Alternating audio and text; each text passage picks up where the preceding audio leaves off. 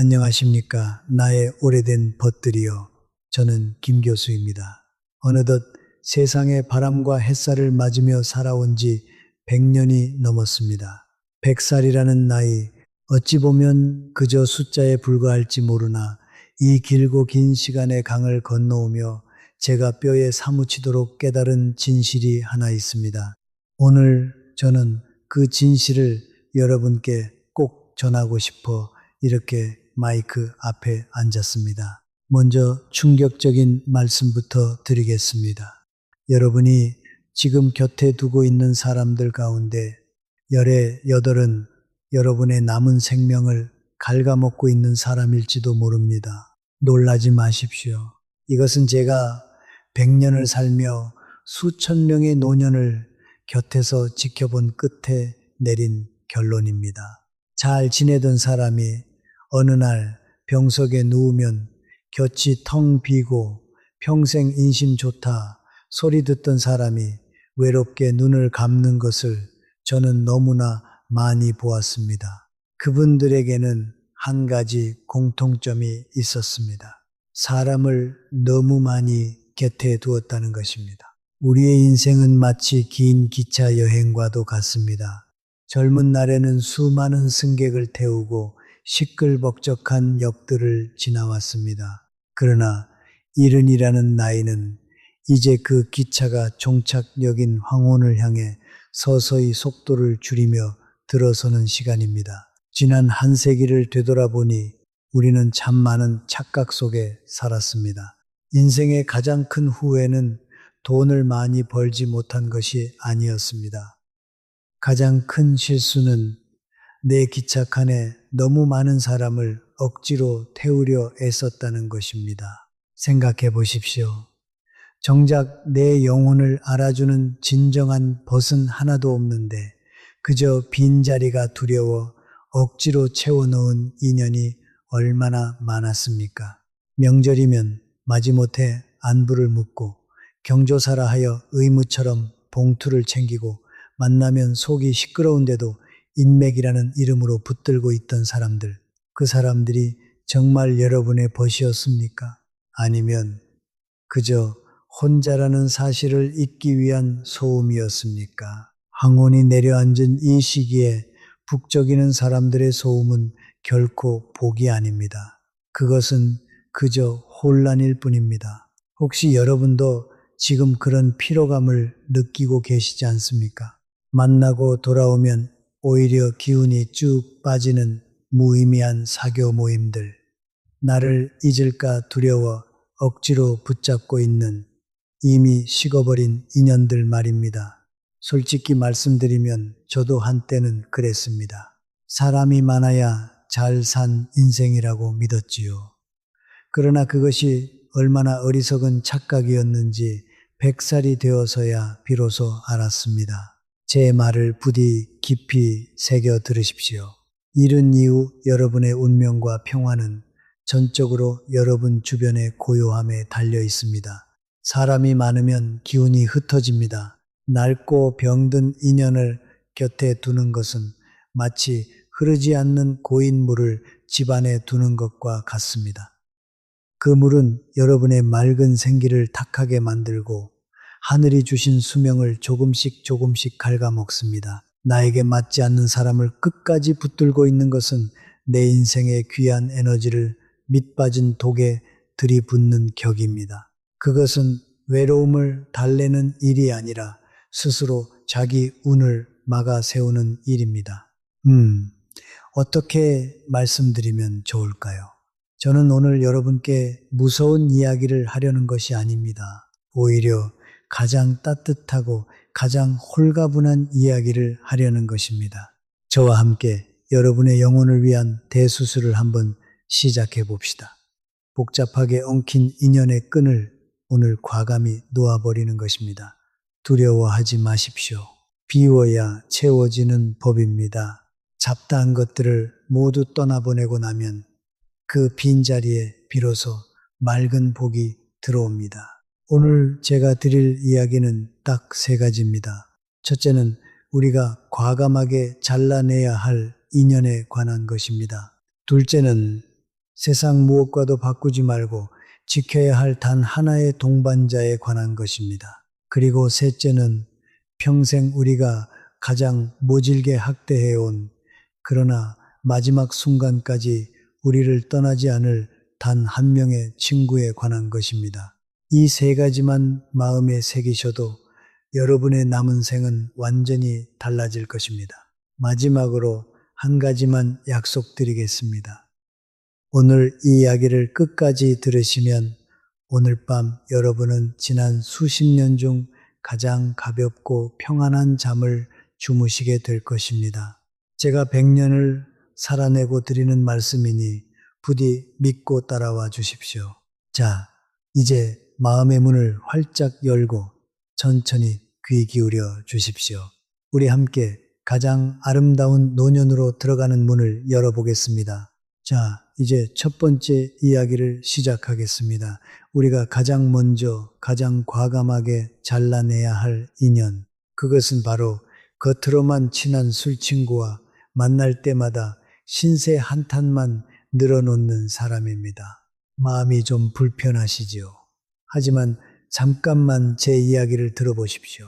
여러분, 70이라는 나이는 인생의 겨울로 들어서는 입구입니다.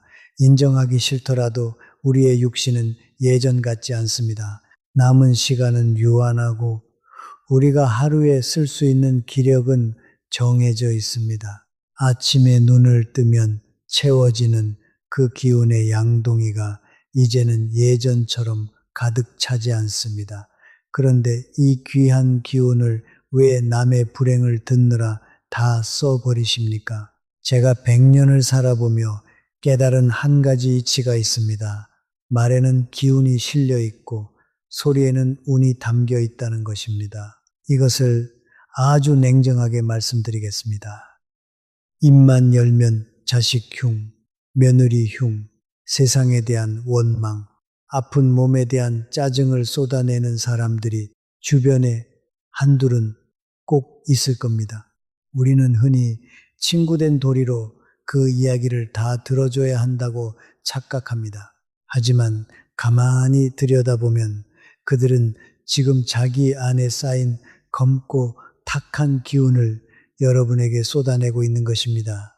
그들이 불평을 쏟아낼 때 여러분이 고개를 끄덕이며 맞장구를 쳐주는 그 순간 무슨 일이 벌어지는지 아십니까? 그 탁한 기운이 여러분의 맑은 가슴 속으로 슬그머니 옮겨오는 것입니다. 그들은 쓰레기를 버리고 한결 가벼워져서 돌아가지만 그것을 고스란히 받아 아는 여러분은 집에 돌아와 이유 없이 몸이 무겁고 머리가 지끈거리고 밤새 뒤척이게 됩니다. 이것은 단순한 피로가 아닙니다. 여러분의 운기가 오염된 것입니다. 나쁜 기운은 전염성이 강해서 결국 여러분 집안의 맑은 공기마저 흐려놓습니다. 이것이 바로 스스로 애군을 불러들이는 꼴이 아니고 무엇이겠습니까? 제 이야기를 하나 들려드리지요. 벌써 30년도 더 된 이야기입니다만 제게는 김서방이라 불리던 친구가 있었습니다. 그는 사업으로 돈을 제법 벌었지만 마음 깊은 곳에는 지독한 외로움을 품고 살던 사람이었습니다.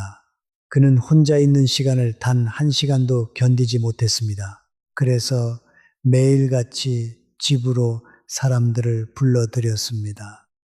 그의 거실은 언제나 북적였고 웃음소리와 술잔 부딪히는 소리가 끊이질 않았지요. 그는 사람들 속에 둘러싸여 자신이 인기가 많다고 사랑받고 있다고 믿었습니다. 제가 그에게 조용히 충고한 적이 있습니다. 여복의 기운을 좀 아끼게. 자네의 그 웃음은 진짜가 아닐세. 그러나 그는 껄껄 웃으며 말했습니다. 교수, 사람 사는 정이 다 그런 것 아닌가. 혼자 밥 먹는 것보다야 100배 낫지. 저는 더 말하지 못했습니다. 사람은 제 발등에 불이 떨어지기 전에는 좀처럼 자기 발걸음을 돌리지 않으니까요. 결국 이런 중반이 넘어 그가 뇌졸중으로 쓰러졌습니다. 병상에 눕자마자 그 많던 친구들은 썰물처럼 빠져나갔습니다. 술과 유흥으로 맺어진 인연은 이익이 사라지면 안개처럼 흩어지는 법입니다. 제가 병문안을 갔을 때 그 넓고 화려했던 집은 마치 무덤처럼 차갑고 고요했습니다. 앙상하게 마른 친구가 제 손을 잡고 눈물을 흘리며 말하더군요. 교수, 내가 헛살았네. 내 뼈와 살을 깎아 남들 좋은 일만 시켰어. 정작 내 몸 하나 돌볼 기운을 한 줌도 남겨두질 않았네. 그는 평생 남들의 감정 쓰레기통 노릇을 하느라 정작 자기 생명을 지킬 마지막 기운까지 다 써버린 것입니다. 그는 그해 겨울 쓸쓸히 눈을 감았습니다. 그 임종의 자리를 지킨 것은 그가 평생 불러 모았던 수백 명의 사람이 아니라 단 두 사람뿐이었습니다. 이 이야기를 듣는 여러분은 어떠십니까? 혹시 여러분의 전화번호부에도 차마 지우지 못한 채 의무감으로 남겨둔 이름들이 있지 않습니까? 한 가지 여쭙겠습니다. 여러분은 그런 사람을 만나고 돌아온 날 기운이 솟습니까? 아니면 기운이 빠집니까? 둘 중 하나입니다. 솟는다면 귀한 인연이고 빠진다면 정리해야 할 인연입니다. 답은 이미 여러분 몸이 알고 있습니다. 기억하십시오. 노년의 에너지는 양동이에 담긴 물과 같습니다. 젊을 때는 물을 좀 흘려도 금세 다시 채워지지만 늙어서는 한 방울의 물도 귀합니다.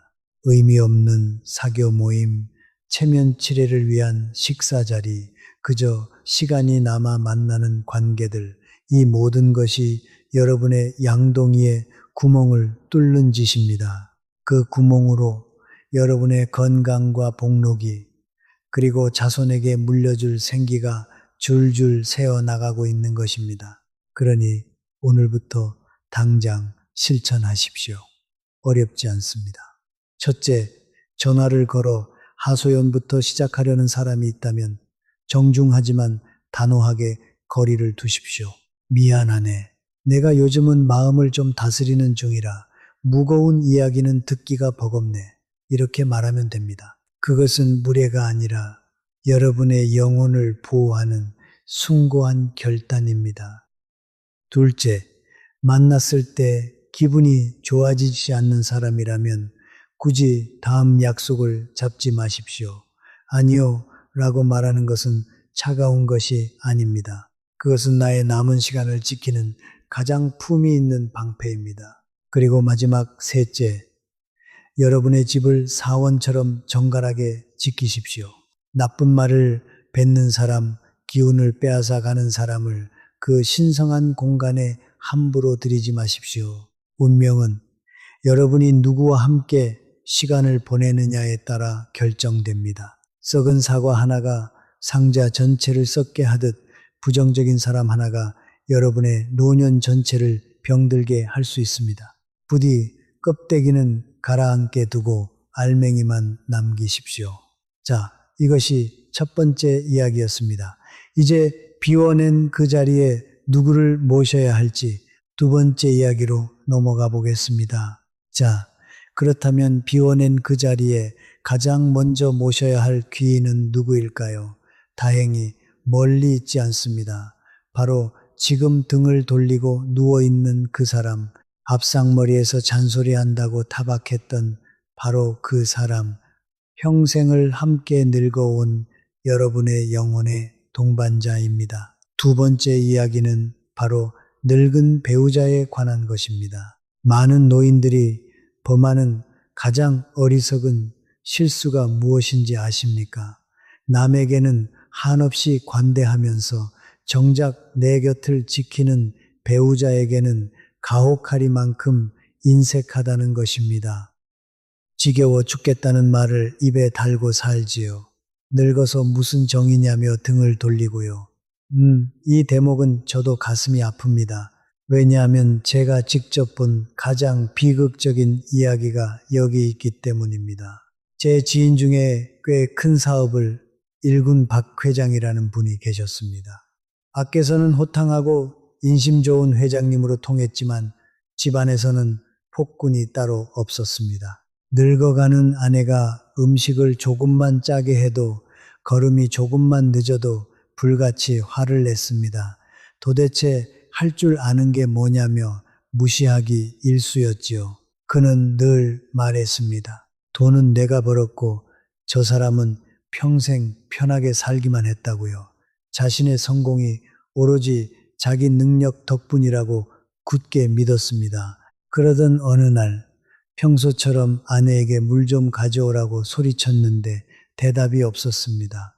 부인이 부엌에서 쓰러져 그대로 세상을 떠난 것입니다. 신장이었습니다. 박 회장은 처음에는 슬퍼하는 듯 했습니다. 그러나 솔직히 말씀드리면 마음 한구석으로는 이런 생각도 했을지 모릅니다. 이제 잔소리 안 듣고 좀 편하겠구나 하고요. 그런데 진짜 재앙은 그때부터 시작되었습니다. 아내가 떠나고 정확히 1년 뒤 저는 그의 집을 방문했다가 쏘스라치게 놀랐습니다. 그 화려했던 집안에 감돌던 온기는 온데간데없고 마치 폐가처럼 썰렁한 냉기만 가득했습니다. 박 회장은 1년 사이에 10년은 더 늙어버린 몰골로 멍하니 앉아 있었습니다. 그가 떨리는 목소리로 제게 말했습니다. 교수, 우리 집에 해가 져버렸어. 아무리 보일러를 떼도 뼈가 시려. 내 재산, 내 명예, 그 사람이 없으니 다 휴지 조각일세.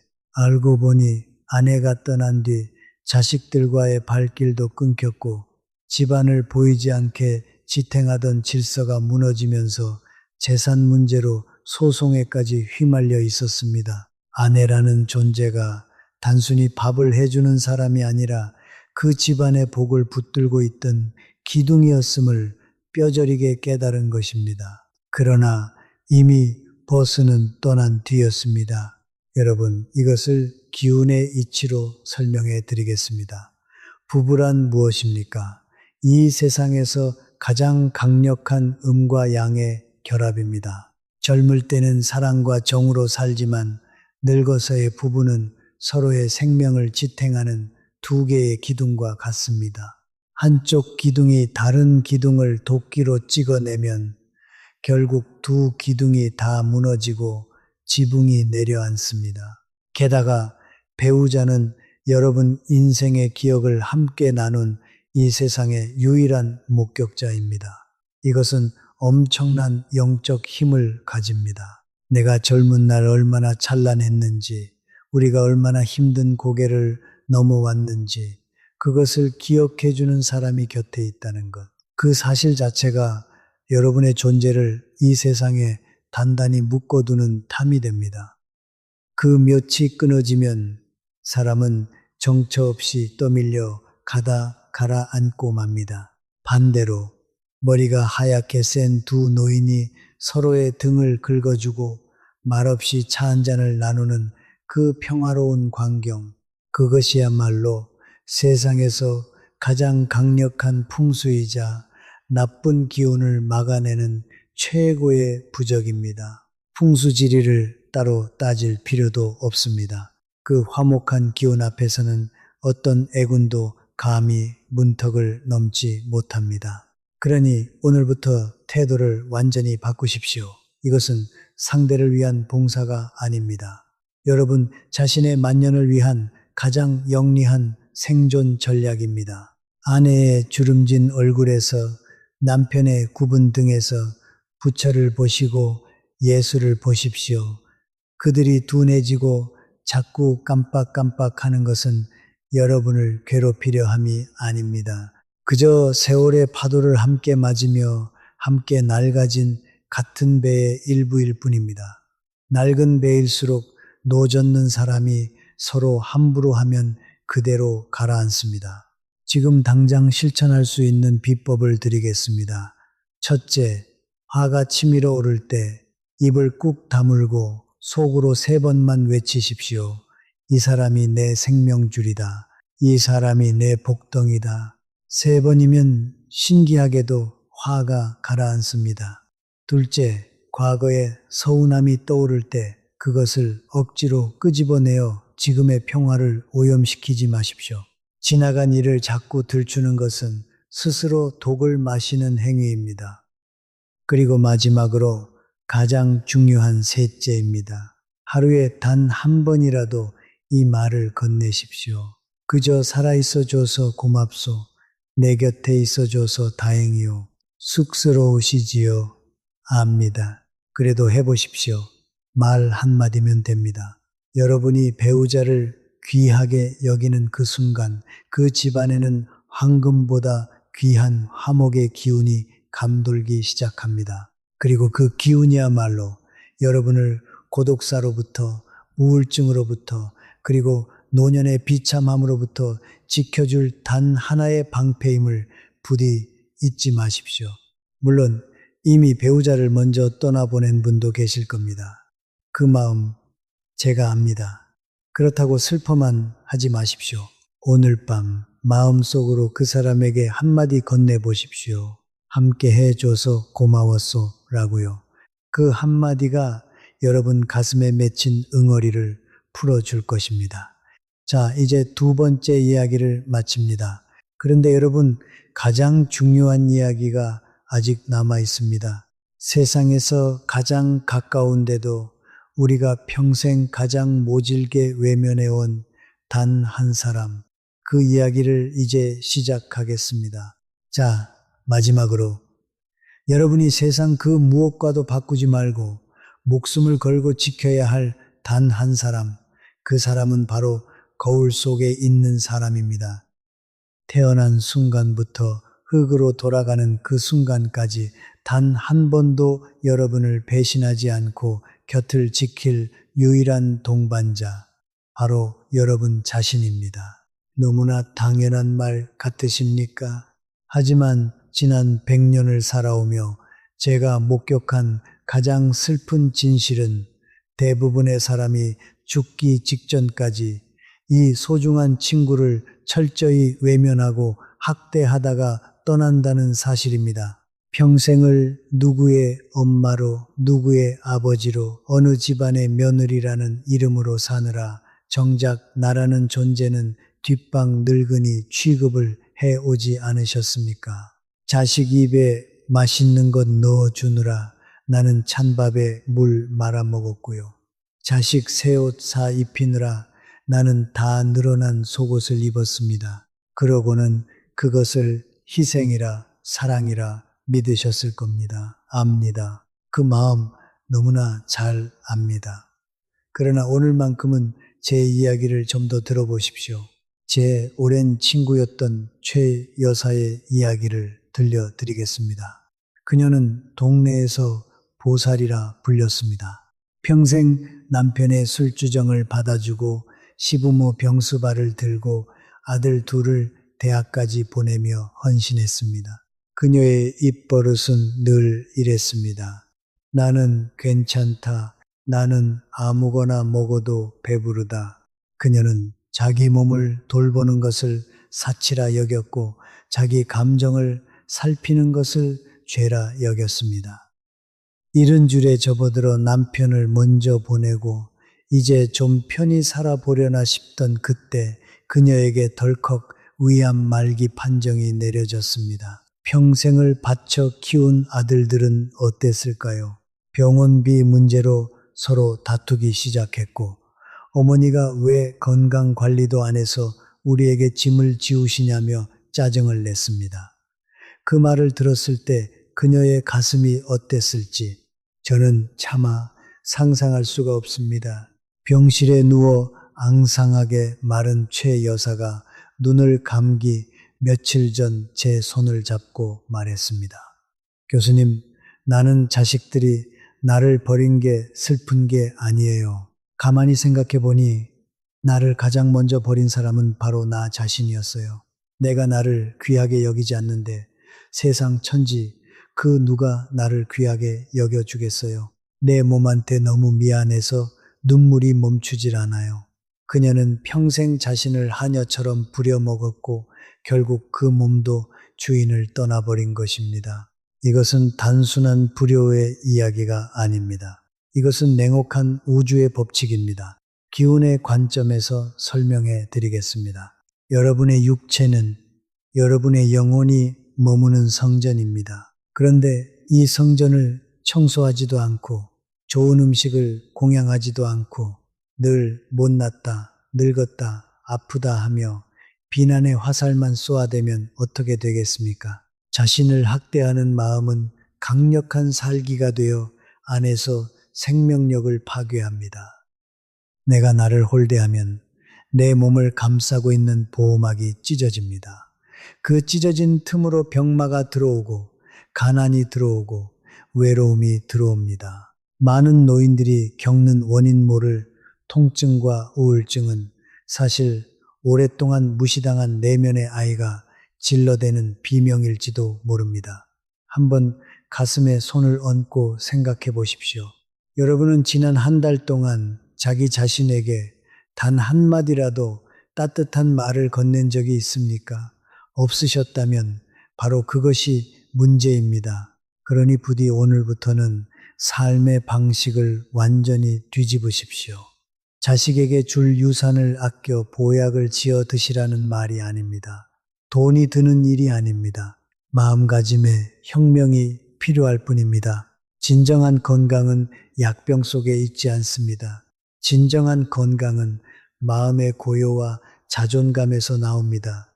마음이 편안하면 막혔던 혈관이 뚫리고 내가 나를 사랑하면 죽어가던 세포도 다시 살아납니다. 이것은 빈말이 아닙니다. 제가 100년을 살며 제 몸으로 확인한 사실입니다.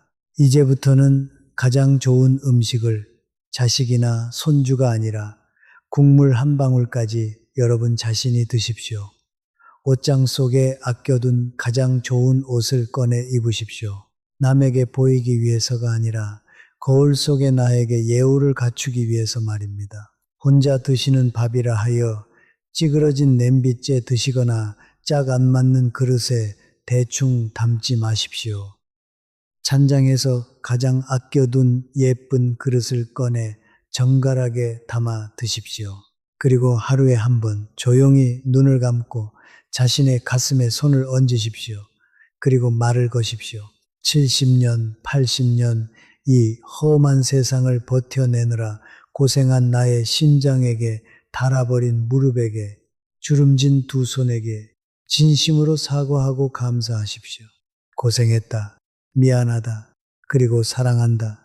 이 세 마디면 충분합니다. 이렇게 자신과 대화하는 시간, 이것이야말로 세상에서 가장 위대한 기도이자 최고의 수행입니다. 여러분이 스스로를 귀한 손님처럼 대접할 때 비로소 우주도 여러분을 귀한 존재로 대접하기 시작합니다. 그때 여러분의 노년은 초라한 혼자가 아니라 찬란하고 위험 있는 경지로 올라서게 됩니다. 자신과 친해진 사람은 절대로 외롭지 않습니다. 그 충만한 내면의 힘이 여러분을 마지막 순간까지 평안하게 지켜줄 것입니다. 이것이 제가 100년을 살아보고 얻은 가장 큰 깨달음입니다. 자, 이제 우리는 마음의 방향을 완전히 돌려야 합니다. 지금까지 우리가 움켜쥐려 했던 그 모든 안간힘을 내려놓고 진정한 평안으로 들어가는 문을 열어야 할 때입니다. 100년을 살아온 제가 여러분께 드리는 마지막 처방은 바로 빼기의 미학입니다. 인생의 전반전이 무엇이든 더하고 쌓아 올리는 더하기의 싸움이었다면 이른 이후의 후반전은 철저한 비움의 기술에 달려 있습니다. 많은 분들이 불안해하며 제게 묻습니다. 교수님, 다 버리고 나면 무엇이 남습니까? 너무 허전하지 않겠습니까? 하지만 기억하십시오. 그릇은 비어 있어야 무언가를 담을 수 있습니다. 이미 꽉 찬 잔에는 아무리 귀한 차를 부어도 그저 넘쳐 흐를 뿐입니다. 여러분의 삶도 마찬가지입니다. 불필요한 인연, 캐캐 묵은 물건, 부질없는 욕심으로 가득 차 있으면 정작 노년에 필요한 맑은 생기와 복록이 들어올 자리가 없습니다. 그러니 지금 당장 전화기를 켜십시오. 그리고 지난 1년 동안 단 한 번도 목소리를 듣지 않은 이름들, 그저 체면 때문에 남겨둔 이름들을 과감하게 지우십시오. 아까워하지 마십시오. 그것은 인연을 끊는 것이 아니라 엉킨 실타래를 잘라 기운의 흐름을 다시 트는 일종의 풍수입니다. 가지를 칠수록 나무는 더 튼튼해지고 더 좋은 열매를 맺습니다. 관계도 똑같습니다. 가지를 칠수록 여러분의 영혼이 숨쉴 여백은 넓어집니다. 그 텅 빈 공간이야말로 하늘의 복이 내려앉는 자리입니다. 그리고 가장 중요한 것, 이제 고독을 바라보는 눈을 바꾸셔야 합니다. 많은 노인들이 외로움이라는 감옥에 스스로를 가둡니다. 하지만 제가 분명히 말씀드리건대 외로움과 고독은 하늘과 땅 차이입니다. 외로움이란 무엇입니까? 남이 나를 찾아주지 않아 비참해하는 마음입니다. 타인의 관심에 목말라 하는 마치 구걸하는 거지와 같은 마음입니다. 그러나 고독은 다릅니다. 고독은 타인이 없어도 스스로 충만한 상태, 홀로 있는 시간을 즐길 줄 아는 제왕의 마음입니다. 이른이 넘으면 우리는 누구나 결국 혼자가 됩니다. 이것은 형벌이 아닙니다. 신이 노년에게 내린 마지막 선물입니다. 젊은 날의 소란이 모두 사라진 뒤에야 비로소 들리기 시작하는 소리들이 있습니다. 아침에 일어나 홀로 차를 우리는 시간을 처량하다 여기지 마십시오. 찻잔에서 피어오르는 김을 바라보며 창밖으로 구름이 흘러가는 것을 지켜보는 그 순간 여러분은 결코 혼자가 아닙니다. 여러분은 지금 거대한 대자연과 마주 앉아 대화를 나누고 있는 것입니다. 바람 소리, 새 소리, 햇살의 따스함, 이 모든 우주의 기운이 오로지 여러분 한 사람을 위해 존재하는 그런 황홀한 순간입니다. 남들의 시선, 남들의 말, 남들의 평가, 이 시끄러운 껍데기들을 다 벗어버리고 오직 나의 숨소리에만 귀 기울이는 그 고요함, 그 속에서 여러분은 비로소 진정한 자유를 맛보게 될 것입니다. 그러니 부디 사람이 없음을 한탄하지 마십시오. 번잡한 인간 세상을 떠나 스스로의 내면에 고요한 정자를 짓고 그 안에서 임금처럼 평안히 머무십시오. 이제 우리의 긴 대화를 마무리할 시간입니다. 사랑하는 벗들이여, 67, 그리고 그 이상의 나이는 결코 인생이 저물어가는 슬픈 결말이 아닙니다. 오히려 남의 눈치를 보느라 껴입었던 거추장스러운 옷들을 하나씩 벗어 던지고 가장 나다운 모습으로 돌아갈 수 있는 황금 같은 시기입니다. 기억하십시오. 노년의 행복은 무언가를 더 채우는 데서 오는 것이 아니라 불필요한 것을 과감히 비워내는 그 비움 속에서 완성됩니다. 오늘 밤 여러분께 작은 숙제 하나를 드리겠습니다. 잠자리에 들기 전 딱 10분만 텔레비전을 끄고 전화기를 내려놓고 고요히 앉아 보십시오. 그리고 마음속으로 2번의 감사를 전하십시오. 첫 번째는 밉든 곱든 내 인생의 긴 여정을 함께 해준 그 사람에게, 혹은 이제는 기억 속에만 남은 그 사람에게 함께 해줘서 고마웠소 라고 전하십시오. 그 용서와 감사가 가슴에 맺힌 응어리를 스르르 풀어줄 것입니다. 두 번째는 70년, 80년 모진 풍파를 견디며 단 한순간도 멈추지 않고 뛰어준 여러분 자신의 심장에게, 그리고 이 늙고 지친 몸에게 정말 고생 많았다, 버텨줘서 고맙다 하고 가만히 쓰다듬어 주십시오. 인생은 흐르는 물과 같습니다. 거센 계곡을 지나온 물일수록 하류에 닿으면 더욱 깊고 넓고 고요하게 흐르는 법입니다. 여러분의 남은 생이 부디 그 잔잔한 강물처럼 평화롭기를 바랍니다. 세상의 짐을 모두 내려놓고 오직 나 자신과 나의 반쪽과 단 한 명의 진실한 벗과 함께 가장 아름다운 석양을 맞이하시기를 간절히 소망합니다. 부디 오늘 밤은 지나간 일에 대한 후회도 오지 않은 내일에 대한 불안도 모두 내려놓으십시오. 우주의 따뜻한 품 안에서 어린아이처럼 곤히 주무시기를 바랍니다. 여러분의 밤이 평안하기를 진심으로 기도합니다. 오래오래 건강하시고 부디 평안하십시오. 저는 김 교수였습니다. 고맙습니다.